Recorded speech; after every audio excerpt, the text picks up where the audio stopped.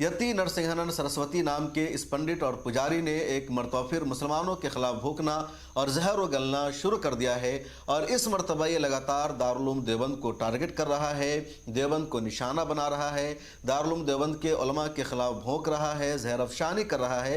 पिछले सालों में भी इसने खूब जहर अफशानी की थी, खूब भोंक रहा था, तब इसके खिलाफ कंप्लेन की गई और पुलिस ने इस पर मुकदमा दर्ज किया, FIR दर्ज की गई, इसको जेल भेजा गया और कई महीनों तक इसको जेल की खिचड़ी खानी पड़ी। और जब जेल से बाहर निकला तो चुपचाप था, खामोश था, लेकिन ऐसा लगता है कि इसका दर्द अब कम हो गया है।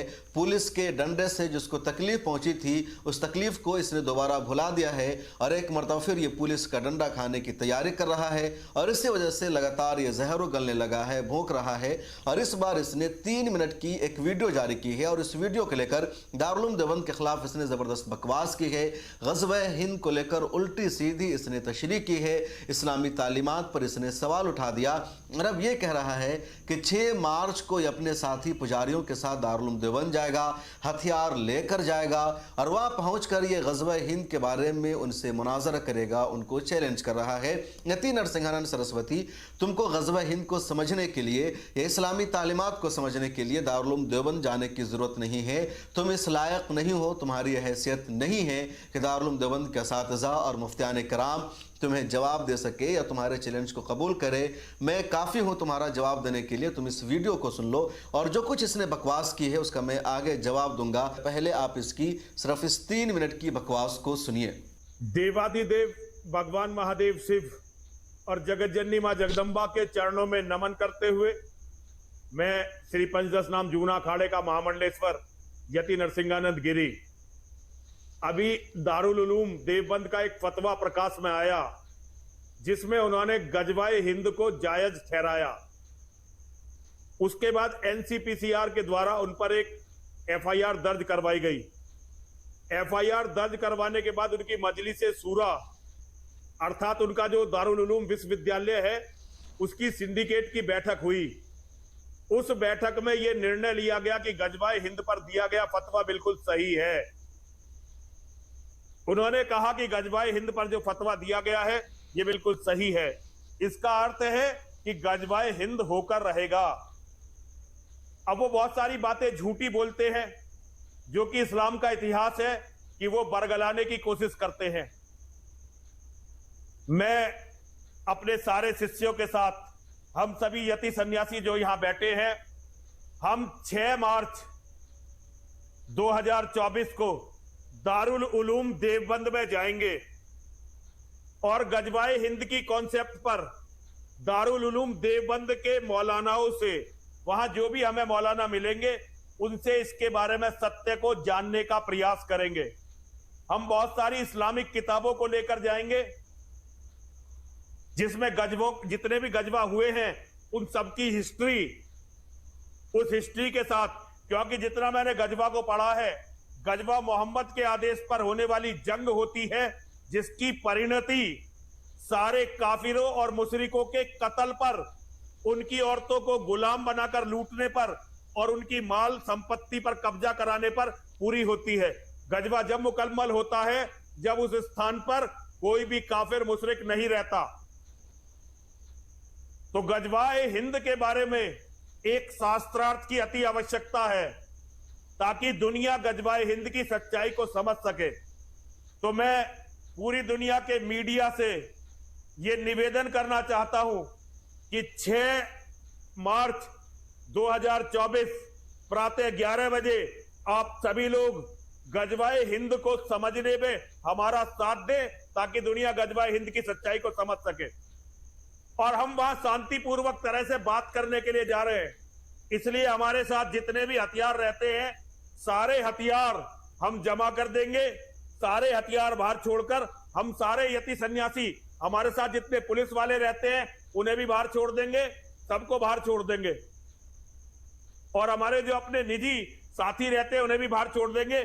केवल हम सारे यति सन्यासी दारुल उलूम देवबंद जाएंगे ताकि दुनिया गजवाए हिंद के बारे में अच्छी तरह से जान सके।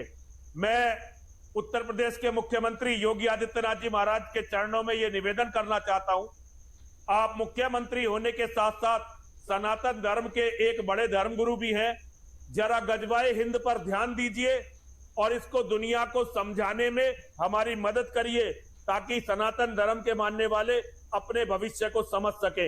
हर हर महादेव, हर हर महादेव, हर हर महादेव।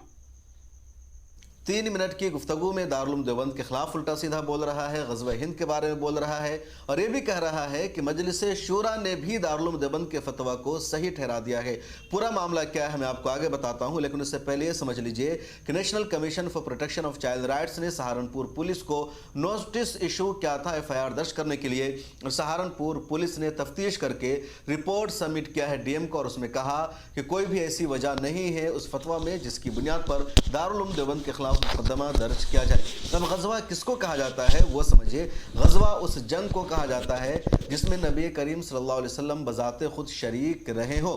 सिर्फ 1-2 जंगें ऐसी है जिसमें नबी करीम सल्लल्लाहु अलैहि वसल्लम शरीक नहीं थे और उसको भी ग़ज़वा कहा जाता है। इस्लाम में जंग के हवाले से वाज़ेह उसूल मौजूद है कि इस्लामी फ़ौज जहाँ कहीं भी हमला करेगी, जिस भी फ़ौज के साथ लड़ाई करेगी, तो इस्लामी फ़ौज को कुछ शर्तों पर अमल करना होगा। और पहली शर्त मौजूद है इस्लाम में कि औरतों पर हमला नहीं किया जाएगा। दूसरी शर्त ये मौजूद है कि बच्चों पर हमला नहीं किया जाएगा और तीसरी शर्त मौजूद है कि ज़ईफ़ को और बूढ़ों को निशाना नहीं बनाया जाएगा। इसके अलावा इस्लामी फ़ौज जब सामने वाले फ़ौज से मुकाबला करेगी तो उससे पहले ज़रूरी है इस्लामी फ़ौज के लिए कि वो अपनी दुश्मन फ़ौज को पहले इस्लाम की दावत दे, ईमान की दावत दे और कहे कि आप सब इस्लाम कबूल कर लीजिए, एक अल्लाह की वहदानियत और उसके नबी की रसालत को तस्लीम कर लीजिए, फिर आपसे जंग नहीं होगी, आप हमारे बराबर हो जाएंगे और किसी भी तरह का हमला नहीं किया जाएगा।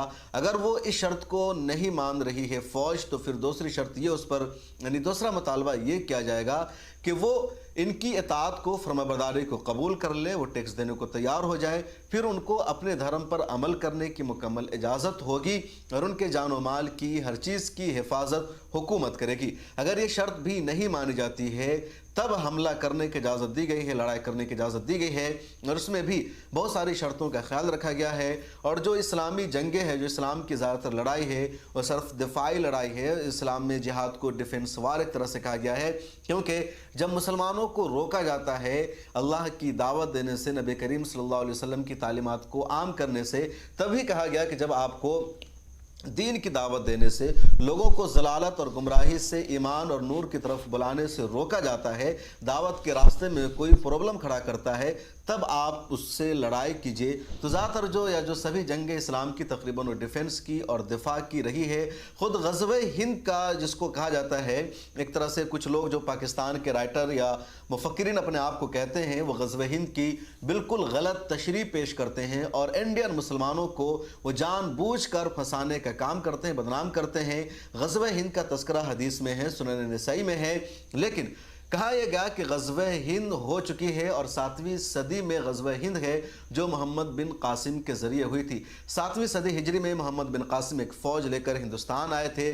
सिंध पर उन्होंने हमला किया था, राजा दाहिर की फ़ौज से उनकी लड़ाई हुई थी और उस वक्त जो सिंध कहलाता था या हिंद कहलाता था, तो उस हिंद में आज का मौजूदा भारत, पाकिस्तान, बांग्लादेश और अफ़गानिस्तान, श्रीलंका ये सब आता था। ईरान और इराक़ के भी कुछ एरियाज़ उसमें शामिल थे।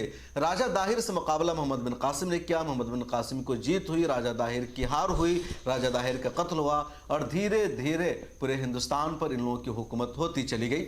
मोहम्मद बिन कासिम के उस जंग की जो तारीख़ है, उसकी जो तफसीलात सामने आई है, उससे पता चलता है कि इस्लाम में किस कदर हुस्न सलूक को रखा गया है, दुश्मनों का कितना एहतराम किया जाता है।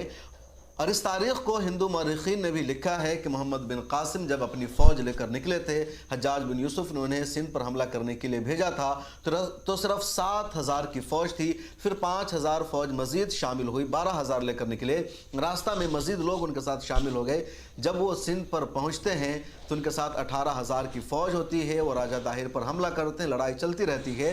दिन को मोहम्मद बिन कासिम हमला करते थे राजा दाहिर की फ़ौज पर, लड़ाई होती थी और रात को मोहम्मद बिन कासिम अपने डॉक्टर्स को, अपने नर्स को लेकर जाते थे राजा दाहिर की फ़ौज में और उसके सिपाहियों की ये तीमारदारी करते थे, इलाज करते थे, ज़ख्मों की मरहम पट्टी कराते थे। राजा दाहिर अपने सिपाहियों को, अपनी फ़ौज को पूरी सहूलत नहीं फराहम कर रहा था। उनके खेमों से, टेंटों से लगातार चीखों पुकार की, आहो बुका की आवाज़ आती थी और इसको सुनकर तरस खा जाते थे मोहम्मद बिन कासिम। और इंसानियत के नाम पर, हुस्न सलूक के नाम पर वो अपने डॉक्टर्स को लेकर जाते थे, उनका इलाज कराते थे। इसका सभी ने एतराफ़ किया और यही वजह है कि राजा दाहिर की पूरी फ़ौज इस्लाम में दाखिल हो गई और अगले एक हफ़्ता बाद राजा दाहिर की तकरीबन पूरी फ़ौज मोहम्मद बिन कासिम की फ़ौज में जमा हो गई। इन सब लोगों ने इस्लाम कबूल कर लिया और 18,000 फ़ौज 1 लाख की तादाद तक पहुंच गई। कई बड़े बड़े जर्नैल थे राजा दाहिर के, बेल सिंह, दाग सिंह, घोटा सिंह, ये सब मोहम्मद बिन कासिम के जर्नैल बन गए, उनके कमांडर बन गए। और वजह भी यही थी कि राजा दाहिर अपनी फ़ौज के साथ अच्छा बर्ताव नहीं करता था, उनको बराबरी नहीं देता था, उनके साथ बराबरी का वो सलूक नहीं करता था, उनको घटिया दर्जा देता था। इन सब चीज़ों ने भी उनको मजबूर किया। इस्लाम की तालीमात उनको अच्छी लगी और वो सब मोहम्मद बिन कासिम की सफ़ में शामिल हो गए, सब इस्लाम में आ गए। अगर देखा जाए इस्लाम की तालीमात को और दूसरे धर्मों की तालीमात को तो वाज़ेह है कि इस्लाम दुनिया का वाहिद मज़हब है जो सभी को बराबरी का दर्जा देता है, इंसानियत की, मसावात की, सच्चाई की, या कह लीजिए इंसाफ और आज़ादी की बात करता है। इस्लाम वाज़ेह लफ्ज़ों में कहता है कि हर इंसान आपस में बराबर है, हर कोई आज़ादी का हकदार है, इंसाफ का हकदार है।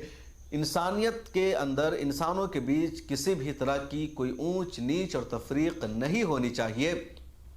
यही इस्लाम का बुनियादी मैसेज है जिसको दुनिया भर में अपनाया गया और इसी वजह से आज तक लोग दुनिया भर में इस्लाम को कबूल कर रहे हैं और सबसे ज़्यादा तेज़ी से फैलने वाला इस्लाम मज़हब बन चुका है। और ग़ज़वा हिंद की तशरीह भी यही है। दारुल देवबंद ने भी यही कहा कि ग़ज़वा हिंद पहले हो चुकी है, अब किसी और ग़ज़वा हिंद का कोई वजूद नहीं होगा। हदीस में जिसका तज़किरा है उसका वजूद हो चुका है और हिंद में पूरे का इतलाक़ होता था।